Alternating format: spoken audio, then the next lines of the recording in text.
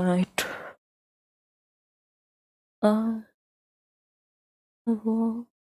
It's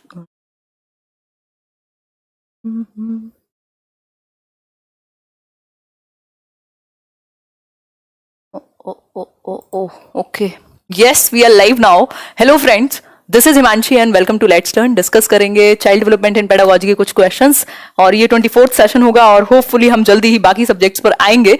अभी चीजें ऐसी चल रही हैं कि कुछ ना होने से कुछ होना बेहतर है, तो देखते हैं। एक बार मैं प्लान करती हूँ, सुबह का एक सेशन जो होगा वो डिफरेंट सब्जेक्ट का रख लेंगे और शाम को ये सीरीज चलने देंगे, क्योंकि इससे बाकी जो केवीएस वगैरह की तैयारी करने वाले लोग हैं उनकी भी थोड़ा सा रिवीजन तो होता ही रहता है और कुछ कुछ नए क्वेश्चन भी इसी में शामिल कर लिया करेंगे शाम को, तो होपफुली मंडे से ये चीज हो पाए, है ना।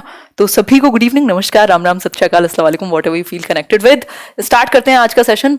एक बार मैं देख लेती हूँ आप लोग देख भी पा रहे हैं मुझे या नहीं, पता नहीं है आज कब चला कब नहीं चला, है ना। बहुत बढ़िया, एनर्जेटिक सेशन होगा एग्जैक्टली। हाँ, बारिश बहुत हुई है आज, नेटवर्क के भी इश्यूज रहे हैं और भी कुछ कुछ काम थे जो निपटाने थे। बहुत बढ़िया। आप कहाँ से लाइव आती हैं? मैं ऐसे, ये एक रूम है जिसमें सेटअप है सारा, है ना। 1/4 लोग कोरोना पॉजिटिव हैं दिल्ली में। हाँ बिल्कुल सही बात है अनुराग, ध्यान रखने की जरूरत है। गुड इवनिंग है सभी को। सेशन 23 नहीं हुआ, कल हुआ था, आप लोग शायद ज्वाइन नहीं कर पाए थे, रात को 10 बजे हुआ था और उसका लिंक भी मैं बाद में शेयर कर पाई हूँ, है ना। बहुत ही बढ़िया। प्लीज नाम ले लो, एनो फाइल, ये कैसा नाम है? प्लीज टेक माई नेम, ममता जी। बहुत बढ़िया, चलिए स्टार्ट करें। अच्छे से दिख रही हैं, चलिए बहुत बढ़िया। मिनी मॉर्निंग का शुरुआत में ही वो कर देते हैं, मतलब क्या कहते हैं, आजकल हमारे सेशंस की शुरुआत और जो शुभारंभ है वो काफी, आपका काफी योगदान चल रहा है और कई लोग इस बात से परेशान भी हैं, है ना। लोग पेपर लीक कर लेते हैं, पता नहीं, वो कुछ भी हो सकता है कहीं भी, बट हम जो कर सकते हैं हम वही करेंगे, फालतू कामों पे ध्यान नहीं देंगे हम। बिना पेपर लीक के भी पढ़ के अच्छे नंबर ले आते हैं।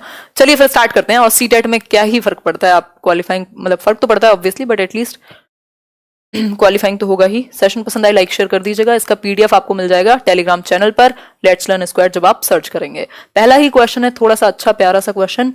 इन sociometric method the superstar is one who. Sociometric method में यानी समाजमिति विधि में सुपरस्टार हम उस व्यक्ति को कहेंगे जो, पहला ऑप्शन है who is chosen by maximum number of persons, जो ज्यादा लोगों के द्वारा चुना जाए, या फिर is chosen by multiple pairs, कई जो पेयर्स हैं वो उसको चूज करें, बोथ ऑफ दीज या फिर नन ऑफ दीज। फटाफट से आंसर कीजिएगा। Happy to see you. Same here Praveen ji, आप सभी को देख करके बहुत खुशी हुई। नाम लीजिए, शैली कानपुरे। आंसर कीजिए, अब नाम बाद में होगा, पहले आप आंसर कीजिए। बहुत बढ़िया, बहुत ही बढ़िया, सही है सही है, ग्रेट। आंसर इसका ए नहीं होगा, आंसर होगा both of these, both of these. ठीक है बात, यानी कि दोनों ही। समाजमिति विधि क्या है? बेसिकली देखा जाता है कि सोशल ग्रुप में, आप एक पर्टिकुलर ग्रुप में या क्लासरूम में अगर हम बात करें, कौन किससे कितना सपोर्ट में है, किसके कौन किसके साथ है, कैसे रिलेशंस हैं एक बच्चे के आपस में, है ना। जैसे मॉनिटर भी चूज किया जाता है तो हाथ खड़े करवाए जाते थे, तो देखा जाता था भाई कितने लोग इसके सपोर्ट में है इस बच्चे के। तो इज चोजन बाय, तो उससे पता लगेगा कि कैसे रिलेशंस हैं बाकी लर्नर्स के बीच में, जो बाकी स्टूडेंट्स हैं उनके बीच में। तो who is chosen by maximum number of persons, जो ज्यादातर लोगों के द्वारा चुना जाए, या फिर is chosen by multiple pairs. अगर पेयर्स की बात हो रही है या बेसिकली ग्रुप्स की बात हो रही है तो वहां भी यही देखेंगे। सुपरस्टार उसको कहेंगे जो ज्यादा लोग जिसको सपोर्ट कर रहे हैं, एक तरीके से यहां इस केस में कह सकते हैं। तो सी ऑप्शन इसका सिंपल सही आंसर हुआ। समाजमिति विधि बेसिकली सोशल रिलेशंस को आपकी स्टडी करती है कि देख लीजिए ये जितने ग्रीन और रेड वाले लोग हैं ये एक साथ हैं, ये एक साथ हैं, मतलब, और इन सब के रिलेशन है आपस में, तो आपके एक सोशल ग्रुप में आपस में कैसे रिलेशंस हैं वो दर्शाती है समाजमिति विधि। ठीक है बात, जल्दी हो जाएगा। हिंदी में सुधार 2-4 दिन ही लगेंगे मुश्किल से। जैसे ही वो सुबह वाला सेशन शुरू होगा, शाम की सीरीज सुधर जाएगी अपने आप, इसको कुछ करेंगे इसका, है ना। तो ये समाजमिति विधि में सोशल रिलेशंस को स्टडी किया जाता है बच्चे के या जो भी आसपास जिसके भी बारे में बात हो रही है ना। ठीक है बात। नित्या, बहुत बढ़िया नित्या, आंसर कीजिए फटाफट से। नेक्स्ट क्वेश्चन पर बढ़ते हैं। नाम को छोड़िए, लास्ट में देखेंगे, अब नाम। क्वेश्चन देखिए, who has propounded the theory of insight, यानी कि अंतर्दृष्टि के सिद्धांत को किसने प्रतिपादित किया है? थॉर्नडाइक, गेस्टाल्ट साइकोलॉजिस्ट, हेगार्टी या फिर स्किनर, बताइए एक बार। हाँ, एम्पीरियड जब आएगा तो कुछ सेशंस स्पेसिफिकली बना दिए जाएंगे, टेंशन लेने की कोई बात ही नहीं है। और अभी जो सीरीज शुरू होगी ना, उस सुबह में जो सीडीपी का चैप्टर वाइज रिवीजन है वो एम्पीरियड वालों को भी काम आएगा और जितने भी टीचिंग एग्जाम है सभी के लिए काम आएगा। स्मार्ट बोर्ड पे करेंगे। स्किनर क्यों होंगे भाई? कौन से स्कूल में स्किनर पढ़ लिया? गेस्टाल्टवाद है ये, गेस्टाल्ट साइकोलॉजिस्ट हैं जो होल में विश्वास रखते हैं। और इसमें भी गेस्टाल्टवादियों में भी कौन है? कोहलर हैं, वोल्फगैंग कोहलर, जिन्होंने सुल्तान नाम के चिंपैंजी पर प्रयोग किया था। रे सुल्तान नहीं है, ये नॉर्मल चिंपैंजी है एक, ठीक, जिसमें ये देखा कि इंसाइटफुल लर्निंग यानी एकदम से एक इंसाइट आएगी, एकदम से एक आइडिया आएगा, एक बल्ब जलेगा एक तरीके से, है ना, और एकदम सडन सॉल्यूशन आपके दिमाग में आएगा। आपने कोई क्वेश्चन सॉल्व कर रहे थे, कोई प्रॉब्लम आ रही थी, नहीं सॉल्व हो रहा था, आप जाकर के खाना बनाने लगे, एकदम से आइडिया आया, यार इस प्रॉब्लम को तो ऐसे सॉल्व कर सकता हूं। दैट मीन्स गेस्टाल्ट जो है एक होल में देखता है, एक्सपीरियंसेस के बेस पे एक सॉल्यूशन आएगा, है ना, एक आइडिया आएगा, एक इंसाइट आएगी। Sudden solution is the rule in insightful learning, ठीक है बात। गेस्टाल्ट साइकोलॉजिस्ट बेसिकली होल के रूप में बात करते हैं, whole is greater than the sum of its parts, ये कहते हैं, जो कि अरिस्टोटल ने कहा था। इसके अलावा अगर गेस्टाल्टवाद को जन्म किसने दिया तो वर्टहाइमर, कोहलर, कोफका और आपके कर्ट लेविन भी इससे जुड़े हुए हैं, ठीक है बात। आगे बढ़ेंगे। और बेसिकली जो कोहलर हैं वो एक गेस्टाल्टवादी हैं, तो इसलिए गेस्टाल्ट थियरिस्ट का नाम दिया हुआ है, कोहलर का नाम नहीं दिया हुआ। अगर कोहलर होता तब भी सही होता, दोनों में से एक ही का नाम देते, है ना। तो थियरी ऑफ इंसाइटफुल लर्निंग में क्या था? कुछ चिंपैंजी पर प्रयोग हुआ था, जिसमें से फेमस चिंपैंजी है सुल्तान, जिसको कुछ ऐसी सिचुएशन दी गई कि वो केलों तक खुद नहीं पहुंच सकता था, सीलिंग में बनानास को लगा दिया गया और उसने फिर अलग अलग सूझ आई, उसको बहुत सारे ट्रायल किए, उसने देखा, मतलब चीजें करके देखी, लेकिन वो चीजें सॉल्व नहीं हो रही थी, तो वो बैठ गया थोड़ी देर के लिए और फिर एक इंसाइट आता है उसे कि बॉक्स के ऊपर बॉक्स रख के वो वहां तक पहुंच सकता है, यानी आइडिया आया, है ना, एक आइडिया आया। ये परसेप्शन पर बेस्ड काम करती है, उसने परसीव किया सिचुएशन को पूरी होल के रूप में और एक आइडिया जनरेट हुआ, एक इंसाइट आई, एक बल्ब जला, ठीक है बात। क्लियर हो गई बात यहां तक की? आगे बढ़ेंगे। मिस्टर राहुल नेक्स्ट क्वेश्चन देखिए थोड़ा। क्वेश्चन नंबर 3 है, according to McDougall every instinct is associated with. McDougall की यदि हम बात करें तो इन्होंने इंस्टिंक्ट की थियरी दी है। इंस्टिंक्ट क्या है? वो प्रवृत्तियां जिनको आपको सीखना नहीं पड़ता, जो नेचुरल होती हैं, इनेट बिहेवियर्स होते हैं आपके। इसमें 3 चीजें होती हैं, परसेप्शन, बिहेवियर और आपका इमोशन। तो यहां बात हो रही है इंस्टिंक्ट जो है, हर एक इंस्टिंक्ट, कुछ 14 इंस्टिंक्ट दिए हैं, 14 किसने? विलियम मैकडूगल ने। और ये 14 इंस्टिंक्ट किससे जुड़े हुए हैं? कॉग्निशन से, इमोशन से, सेंसेशन से या फिर थिंकिंग से। आज स्पीड थोड़ी सी तेज रहेगी ताकि थोड़ा सा आप जाग करके एक टेस्ट के रूप में ले सके। बहुत आप आराम से लड्डू लड्डू खेल रहे हैं क्वेश्चन में, आज थोड़ा सा बादाम खाइए, है। बताइए एक बार, जस्ट एंड क्वेश्चन ही है गायत्री, मैं ऑलरेडी लेट हूं आज भी, जवाब दीजिए और सेशन पसंद आए तो लाइक शेयर भी कीजिएगा। बताइए एक बार, सिंपल आंसर है, हर एक इंस्टिंक्ट आपका एक इमोशन से, एक संवेग से जुड़ा हुआ है। यानी मान लीजिए एस्केप एक इंस्टिंक्ट हुआ, तो इससे जो आपका इमोशन जनरेट होगा वो होगा फियर, ठीक। तो इस तरीके से कुछ 14 इंस्टिंक्ट दिए हैं और वो 14 के 14 इंस्टिंक्ट किसी एक संवेग से जुड़े हुए हैं। अगर आप लिस्ट देखेंगे कभी तो डिस्कस करेंगे एक अलग से थियरी में। जैसे फूड सीकिंग से कौन सा इमोशन आएगा? हंगर का। एस्केप से फियर का। कॉम्बैट से एंगर जनरेट होगा। सोशल इंस्टिंक्ट से फीलिंग ऑफ लोनलीनेस आएगी। क्यूरियोसिटी से वंडर जनरेट होगा। तो हर एक इंस्टिंक्ट से जो है आपका एक इमोशन जनरेट होगा, जो कि एक नॉर्मल बात हुई। किसके द्वारा? विलियम मैकडूगल के द्वारा। नेक्स्ट क्वेश्चन है, giving the meaning to sensation on the basis of past experience is called. यानी कि पुराने अनुभवों के बेसिस पर आप जब किसी संवेदना को, किसी सेंसेशन को एक मीनिंग देते हैं, एक अर्थ देते हैं कि भाई ये सेंसेशन है, इसका ये मीनिंग हो सकता है, या ये आपने समझा उससे, क्या कहलाएगा? सेंसेशन, परसेप्शन, मोटिवेशन या इमेजिनेशन? बताइए फटाफट से आंसर कीजिए, है ना। आर्य इंग्लिश ऑनर्स है।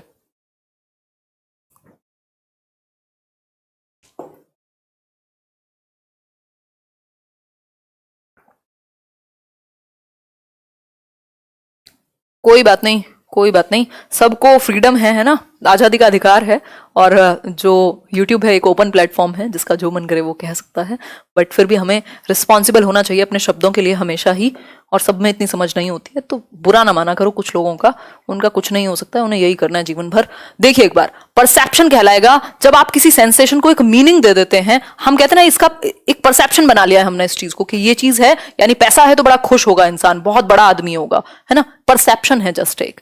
कुछ सेंसेशंस के बेसिस पे, बेसिकली हम अपने सेंसेस से देखते हैं आसपास चीजें, वो परसीव करते हैं अपने दिमाग में, जो हमारे सेंसेस या हमारी जो भी सेंसरी ऑर्गन्स हैं वो हमें क्या देते हैं, एक सिग्नल देते हैं, परसेप्शन बनाते हैं हम सिचुएशन का या चीजों का, और फिर वो हमारा एक कॉन्सेप्ट तैयार कर देती हैं। ठीक, तो जब हम सेंसेशंस को एक पास्ट एक्सपीरियंसेस के बेसिस पे एक मीनिंग दे देते हैं जो चीजें पहले भी हुई हैं, तो वो एक परसेप्शन क्रिएट हो जाएगा, एक धारणा बन जाएगी अगर मैं कहूं तो। ठीक है, बात बी ऑप्शन क्लियर हो गई बात, आगे बढ़ेंगे।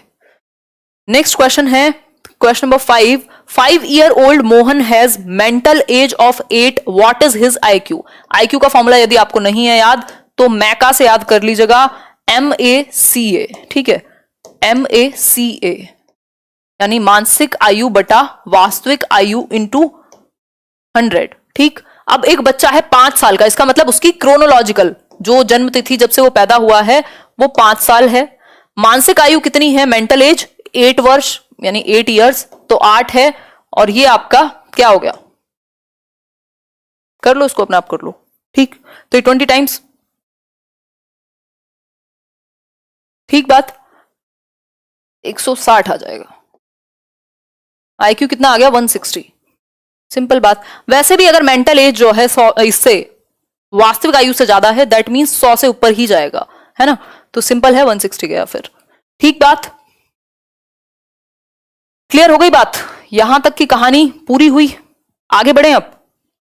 बहुत बढ़िया बहुत बढ़िया, 11 मिनट के अंदर हमारे साथ कुछ 3126 लोग जुड़ चुके हैं, और सिर्फ 1600 लोग हैं जो महान आत्माएं हैं, जो इतनी पॉजिटिव हैं, जो आते ही लाइक करते हैं, एक पॉजिटिविटी को फैलाने का काम करते हैं। तो ये IQ का फॉर्मूला दिया किसने था, तो ये विलियम स्टर्न ने 1908 में पहली बार दिया था, स्टर्न ने, और इसको जो रिवाइज किया गया 100 लगा करके वो लुइस थर्स्टन ने किया, नहीं टर्मन, इसको जो रिवाइज किया गया वो टर्मन ने किया स्टैनफोर्ड में, और इसमें जो मेंटल एज का कॉन्सेप्ट है वो दिया है बिने ने। इसमें 3 लोगों का काम है, तो इसको ध्यान में रखिएगा। जो IQ का कॉन्सेप्ट है, ये जो IQ टर्म है, इंटेलिजेंस कोशेंट, बुद्धि लब्धि, इसको विलियम स्टर्न ने दिया। ये जो फॉर्मूला है इसको रिवाइज किसने किया, टर्मन ने किया 100 लगा करके। MA जो है यानी कि मानसिक आयु, उसको दिया बिने ने, जो एल्फ्रेड बिने, जिनको फादर ऑफ इंटेलिजेंस टेस्टिंग कहा जाता है, जिन्होंने पहला इंटेलिजेंस टेस्ट 1904 में दिया था। क्लियर है बात, अपने एक एसोसिएट साइमन के साथ मिलकर के। ठीक, तो ये चीजें हमें ध्यान में रखनी होती हैं, छोटी छोटी सी चीजें होती हैं, 1 नंबर दिला देती हैं। क्वेश्चन नंबर 6 देखिए, which of the following is not the cause of forgetting? इनमें से कौन सा एक भूलने का कारण नहीं है, है ना, भूलना मुमकिन नहीं है, तो जरा बता दीजिए क्यों नहीं है। बेसिकली कौन सा एक भूलने का कारण नहीं है ना, फॉरगेटिंग का रीजन नहीं है, वही क्यों नहीं, आप क्या भूल क्यों नहीं पाते हैं चीजें? Under learning, desire to remember, mental conflict, या फिर डिफेक्टिव मेथड्स ऑफ रिमेंबरिंग। ऐसे हिमेश रेशमिया को याद नहीं करना है यहाँ पे, और फटाफट से बता देना है कि कौन सा एक भूलने का रीजन नहीं है, क्यों आप भूल नहीं पाते हैं चीजें, बताइए एक बार। बहुत ही बढ़िया,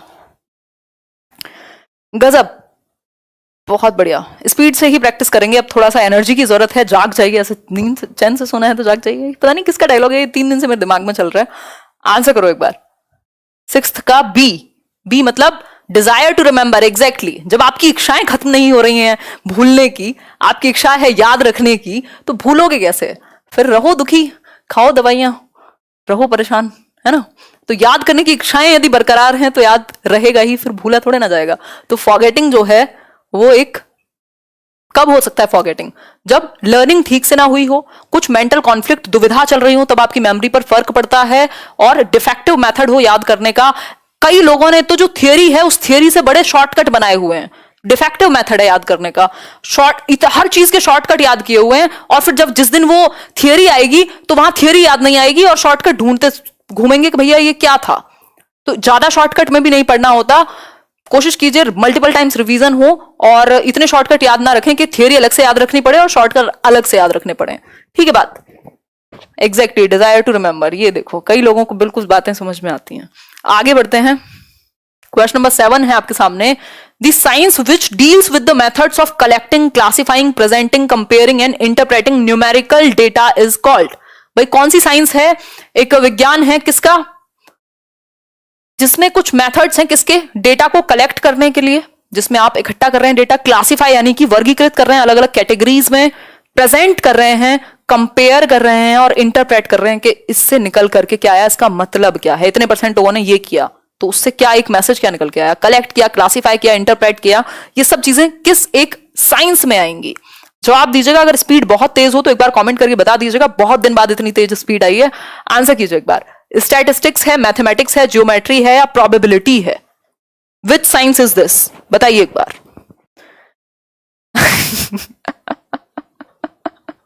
बहुत बढ़िया, बहुत बढ़िया। देखो मिनी मोनिका कितनी समझदार हो गई है लेट्स लर्न पे पढ़ पढ़ के, हैं। आंसर कीजिए एक बार। स्टैटिस्टिक्स।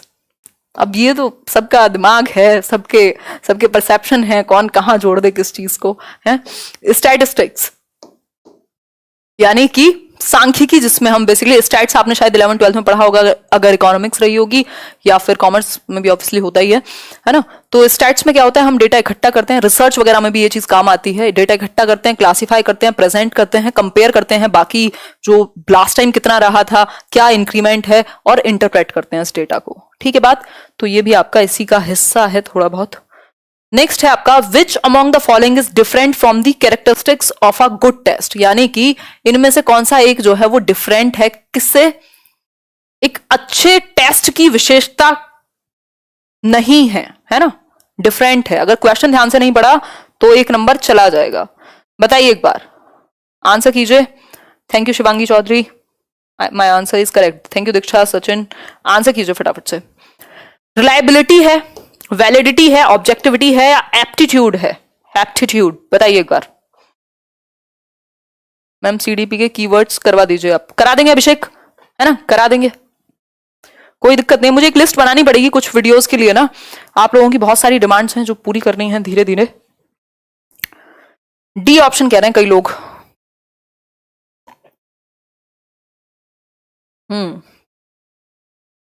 बहुत ही बढ़िया, एप्टीट्यूड जो है बिल्कुल सही है। क्यों? क्योंकि पूछा है different from the characteristics of a good test, मतलब अच्छे परीक्षण की विशेषताओं से अलग है। तो ये भी एक तरीका है पूछने का, क्वेश्चन को पढ़ के समझना है सबसे पहले। लीस्ट लिखा हो, नॉट लिखा हो, एक्सेप्ट लिखा हो, डिफरेंट लिखा हो, ये सब क्या है, एक तरफ ही इशारा कर रहे हैं कि क्वेश्चन को ध्यान से पढ़ के सॉल्व कर दीजिए, नहीं तो एक नंबर चला जाएगा मजाक मजाक में। ठीक है बात। अगर मैं अच्छे टेस्ट की विशेषताएं जानने की बात करूं तो तीन चीजें बहुत ज्यादा महत्वपूर्ण होती हैं। वो तीन चीजें कौन सी हैं? रिलायबिलिटी, वैलिडिटी और आपका ऑब्जेक्टिविटी। आरवीओ से भी चाहो तो याद रख सकते हो। रिलायबिलिटी मतलब आप जितनी बार सेम सैंपल पर टेस्ट करें उतनी बार सेम रिजल्ट आए, यानी वो दोस्त आपका रिलायबल है, जब भी आपको उसकी जरूरत पड़ती है वो हमेशा तैयार होता है, यानी कि प्रेजेंट होता है ना, विश्वसनीय है। तो ये जो टेस्ट है ये विश्वसनीय है। अगर सेम बच्चे हैं, आप उनको दोबारा भी टेस्ट दे दें लेकर के और उनको कोई बुक पढ़ने का मौका ना दें तो सेम रिजल्ट आए। वो होता है ना, जैसे पेपर जब चल रहा होता है टेस्ट वगैरह में, आपने देखा होगा स्कूल में कोई बच्चा है जो चीटिंग कर रहा है तो टीचर क्या करेगा, कॉपी ले लेगा कि दूसरी दे दी ब्लैंक कि इस पे लिख लो अगर तुमने खुद ही किया है तो।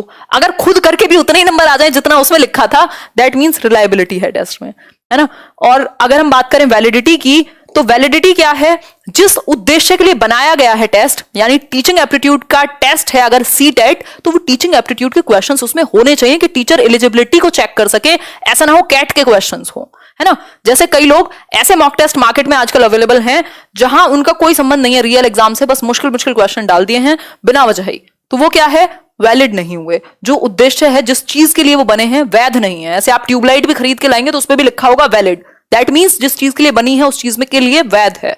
फिर है आपका ऑब्जेक्टिविटी, यानी कि ऐसा ना हो आपको पता ही ना लगे सही आंसर है क्या, तो सही और गलत के बीच में जो निर्धारण है वो क्लियर कट होना चाहिए। ठीक है बात, क्लियर हो गई बात। पता नहीं आजकल नोटिफिकेशन में कुछ समस्याएं चल रही हैं, आप लोग खुद आ जाया कीजिए। 9 और 9:30 सेशन शुरू हो जाता है, एक बार कम्युनिटी टैब चेक कर लिया करो। क्वेश्चन नंबर 9 है, what is the factor influencing physical development? शारीरिक विकास को प्रभावित करने वाला कारक पूछा है हमसे, जवाब दीजिए फटाफट से। कल 4 बजे भी ज्वाइन कर लीजिएगा, ईवीएस का बहुत मजेदार सीरीज चल रही थी, लास्ट सेशन है कल, वो स्पेशल क्लास सभी के लिए फ्री होती है अनअकैडमी पर। और यहां भी 2 सेशन करेंगे। अमन सिंह नाम तो ले लिया आपका, जवाब दीजिए आप। हेरिडिटी है, एनवायरमेंट है, स्पोर्ट्स एंड एक्सरसाइज है, ऑल ऑफ दीज है? तो ऑब्वियसली ऑल ऑफ दीज है। ऑल ऑफ दीज के ज्यादा चांसेस होते हैं। यदि आप 2 ऑप्शंस में फंस रहे हो तो फिर आप इसके साथ जा सकते हैं। अगर तुक्का ही लगाना हो तो ये वाला तुक्का ज्यादा अच्छा रहेगा। नन ऑफ दीज की प्रोबेबिलिटी कम होती है सही होने की। ठीक है बात। तो अगर हम बात करें तो कौन सा एक फैक्टर है, कौन सा एक तत्व है जो शारीरिक विकास को प्रभावित करता है? तो आपका स्पोर्ट्स और एक्सरसाइज भी। भाई अगर आप स्पोर्ट्स और एक्सरसाइज बच्चे को पहले से ही करा रहे हैं तो क्या होगा, वो फिजिकली ज्यादा बेहतर होगा, उसका मोटर डेवलपमेंट ज्यादा अच्छा होगा। एनवायरमेंट भी अगर अच्छा मिलेगा, ऑब्वियसली एनवायरमेंट में वही है कि खाने से लेके, न्यूट्रिशन से लेके, आपकी ट्रेनिंग से लेके और सारी चीजें होंगी, मेंटली और फिजिकली एक हेल्दी एनवायरमेंट होगा। और हेरिडिटी भी इंपॉर्टेंट होती है। यदि आपको जीन्स ही छोटी हाइट के मिले हैं तो आप कितना भी खा लीजिए, वो कोई 6 फीट नहीं हो जाएंगे, या बहुत सारी और भी चीजें होती हैं। तो वो जो हेरिडेटरी स्ट्रेंथ है वो भी मैटर करेगी। ठीक, तो सारी ही चीजें मैटर करेंगी आपके शारीरिक विकास में। कितने प्रकार के विकास हैं? तो जो 3 है वो ब्रॉड हैं, या 4 से ज्यादा आप नहीं मानेंगे। फिजिकल, कॉग्निटिव, सोशल और इमोशनल। सोशल इमोशनल एक दूसरे से जुड़े हुए होते हैं। कॉग्निटिव में लैंग्वेज डेवलपमेंट आता है, फिजिकल में मोटर डेवलपमेंट, जिसमें ग्रॉस और फाइन मोटर स्किल्स आती हैं, है ना। तो स्पीड थोड़ी सी तेज है, वही लोग कोप अप कर पाएंगे जिन्होंने पहले कुछ पढ़ा हुआ है। ठीक है बात, नाम ले लिया मजहर आपका। आगे बढ़ते हैं। तो ये 4 प्रकार हैं जो ब्रॉड डोमेन्स हैं किसके, विकास के बड़े बड़े पक्ष कह सकते हैं, जिसमें शारीरिक, संज्ञानात्मक, सामाजिक और सामवेगिक। क्लियर हो गई बात? आगे बढ़ते हैं इसी बात पर। क्वेश्चन नंबर 10 आज के लिए last. Who among the following described reflective thinking? बहुत ही प्यारा सा क्वेश्चन, बहुत ही काम का क्वेश्चन है ना। देखिए एक बार, इनमें से कौन से एक व्यक्ति ने चिंतनशील चिंतन की बात की है ना, बात की है? डुई हैं, रॉस हैं, वुडवर्थ हैं या ड्रेवर हैं? जवाब दीजिए। सब समझ आ रहा है? बहुत बढ़िया रोहित चंद्रा जी। आप, ऐप आ गया क्या? ऐप बहुत जल्दी आएगा, बहुत ही जल्दी आएगा। आपको मेरी एनर्जी से लग रहा होगा कि बस अब आग लगने ही वाली है ना। तो बताओ एक बार। हम तो 9 बजे आके ही धूम मचा देते हैं। बहुत बढ़िया, आंसर कीजिए। सब तुक्के लगा रहे हैं, एक से कोई ना कोई, सब अलग अलग हैं। पहले लाइक शेयर कीजिए, फिर तसल्ली से आंसर कीजिए, और आउट ऑफ 10 कितने ठीक हों वो भी बताइएगा। यहां आंसर होगा डुई।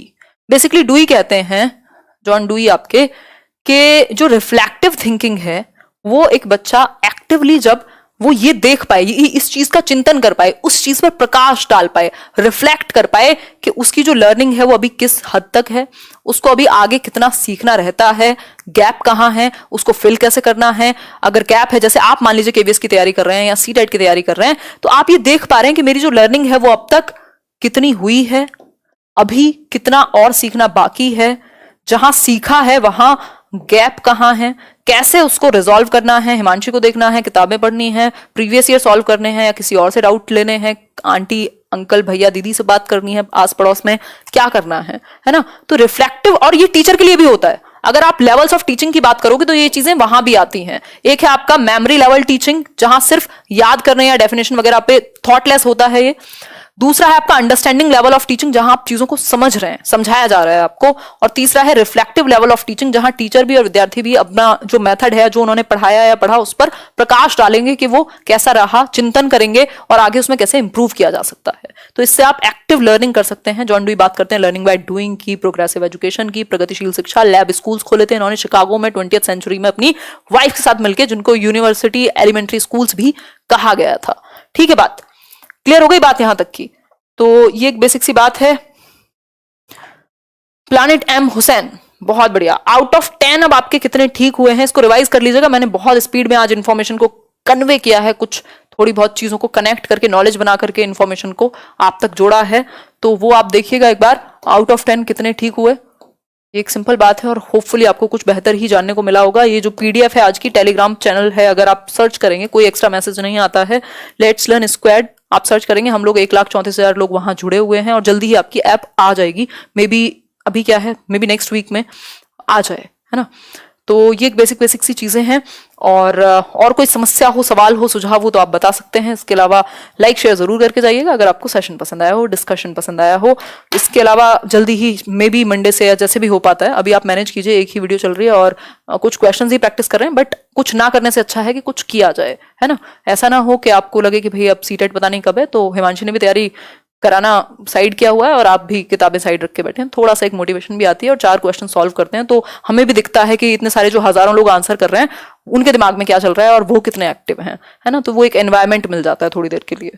ठीक है बात। तो ये एक छोटी सी बात, कोई बात नहीं, जिनका नेट नहीं चल रहा था, ये सब प्रॉब्लम्स होती ही हैं। मुझे लग रहा है स्पीड ज्यादा ही थी आज। कई लोग दुखी हैं, परेशान हैं, निराश हैं, हताश हैं। बहुत बढ़िया। हाँ बढ़िया मानसी, एकदम बढ़िया है। लास्ट वाला मेरे को नहीं आया। अच्छा, जब ही 10 में से 9 आए हैं, ठीक है कोई बात नहीं, बुरा नहीं है। 8 से ऊपर स्कोर है या 7 से ऊपर है तो अच्छा ही है ना। चलिए फिर कल मिलते हैं, टेक केयर, ध्यान रखिए अपना।